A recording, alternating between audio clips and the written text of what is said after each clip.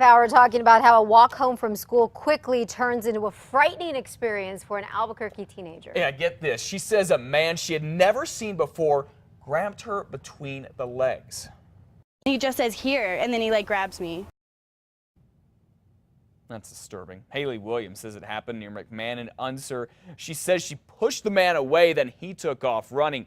And get this, police say as they were investigating this case, they discovered that another case was eerily similar. A week earlier, police say a young woman walking near Irving and Rainbow, just about 3 miles away, when a man grabbed her between the legs. Investigators say both women identified the man as this guy, Benjamin Sandoval. He was in court this weekend with his lawyer asking for the charges to be dropped, saying police didn't have probable cause during a traffic stop. The judge said no. And Haley Williams now says that is good because she cannot forget what happened. I feel really violated still to this day. It still grosses me out, honestly. Sandoval was arrested Friday and bonded out of jail this weekend. Well, the family of a homeless man Albuquerque police shot and killed in the foothills back in March is now suing APD. James Boyd's family's lawsuit says there were too many officers on the scene and no real plan to talk Boyd out of the foothills the night he died. Back in March, Boyd was caught illegally camping in the foothills. SWAT officer Dominic Perez says Boyd had 2 knives. After talking to Boyd for several hours, Perez and Officer Keith Sandy shot and killed him. A lawsuit accuses police of escalating the situation instead of simply talking to Boyd and telling him he had to move his stuff. The suit also says 41 officers were sent to the scene. There's tactical officers, it's unclear who is in charge of the scene. It's unclear who ultimately commanded it and if there was a clear plan going forward. The lawsuit demands the city pay up to Boyd's family because of what it calls unlawful batteries by APD officers.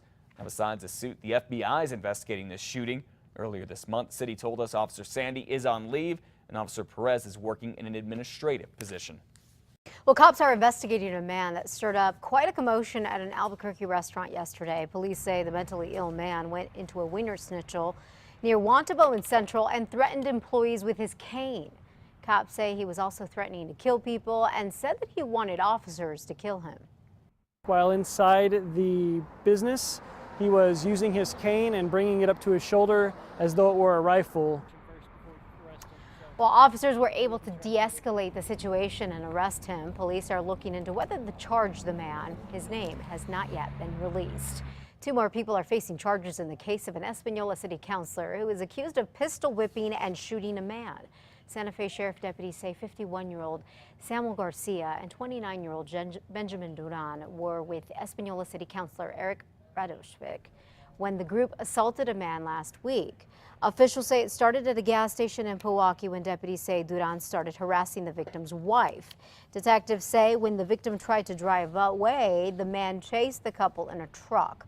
When the victim stopped at a nearby restaurant, that's when detectives say Radosevich pistol whipped the man, then shot at his truck, hitting it twice. Well, the man accused of running over a bicycle rider in the East Mountains earlier this month, leaving him to die, is still behind bars this morning.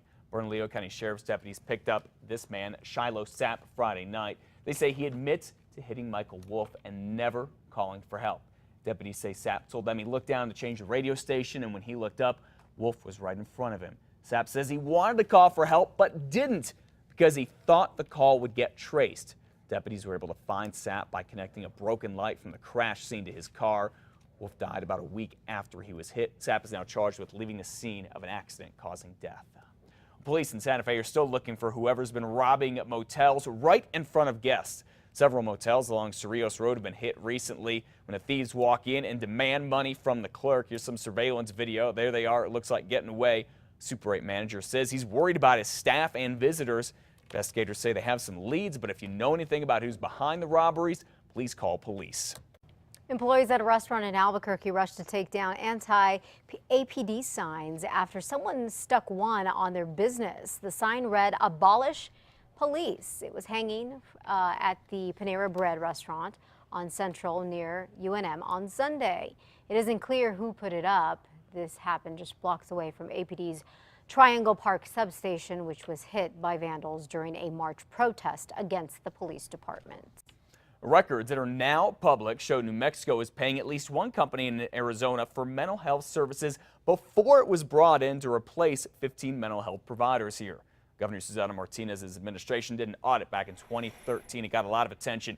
It also stripped 15 nonprofit behavioral health agencies of their state contracts, saying they were involved in fraud and mismanaging money. Santa Fe, New Mexican, now says the state paid one of the companies about $170,000, and half of that was before the audit was done. The newspaper says the state kept on paying that company for several months at the higher rates than it did the 15 providers here. The state is defending the payments, saying they were perfectly legal.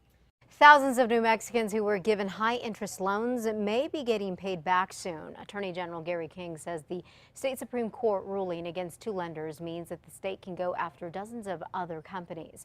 New Mexico justices say the high-cost signature loans violate the state's Unfair Practices Act. The court put a 15% cap on loans from the two companies. The companies had previously been charging annual percentage rates anywhere from $1,100 to $1,500. Today, students in Albuquerque are getting a chance to talk with the chairman of the Federal Communications Commission, that is Tom Wheeler. Wheeler is participating in a panel discussion on net neutrality, rural broadband access, and recent telecommunication mergers. Today's event is being put on by the Media Literacy Project and the New Mexico Digital Justice Coalition. It is happening at South Broadway, the Cultural Center in Albuquerque, again at 6:30 tonight. And you are welcome to attend. The public is welcome to head on out and join in the discussion.